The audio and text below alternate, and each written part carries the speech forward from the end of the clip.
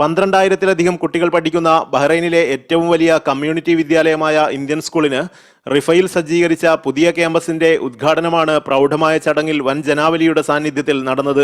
വിദ്യാഭ്യാസ മന്ത്രി doctor Majid bin Ali Al Nuaimi, Riffa club president Sheikh Abdulla bin Khalid Al Khalifa, Indian ambassador doctor Mohankumar തുടങ്ങി നിരവധി പ്രമുഖരുടെ സാന്നിധ്യത്തിലായിരുന്നു ചടങ്ങ്.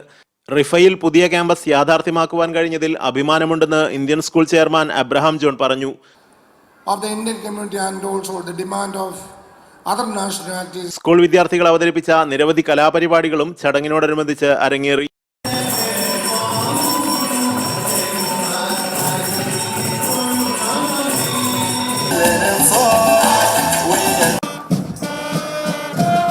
$40,000 സ്ക്വയർ മീറ്റർ സ്ഥലത്ത് 13,592 സ്ക്വയർ മീറ്റർ വീതിയിലാണ് 6 പുതിയ ബ്ലോക്കുകൾ അടങ്ങിയ പുതിയ കെട്ടിട സമുച്ചയം. 107 ക്ലാസ് റൂമുകളും ഓഡിറ്റോറിയം, ലൈബ്രറി, കമ്പ്യൂട്ടർ ലാബുകൾ തുടങ്ങി വിപുലമായ ആധുനിക സജ്ജീകരണങ്ങളും സംവിധാനിച്ചിരിക്കുന്ന മനോഹരമായ ക്യാമ്പസാണിത്. ഉപരിപഠനത്തിനായി ഉന്നത വിദ്യാഭ്യാസ കേന്ദ്രം ലക്ഷ്യമിട്ട് പ്രത്യേകമായ ഒരു ബ്ലോക്കും റിഫ ക്യാമ്പസിൽ സജ്ജീകരിച്ചിട്ടുണ്ട്. Siraj Pallikkara, media 1, Bahrain.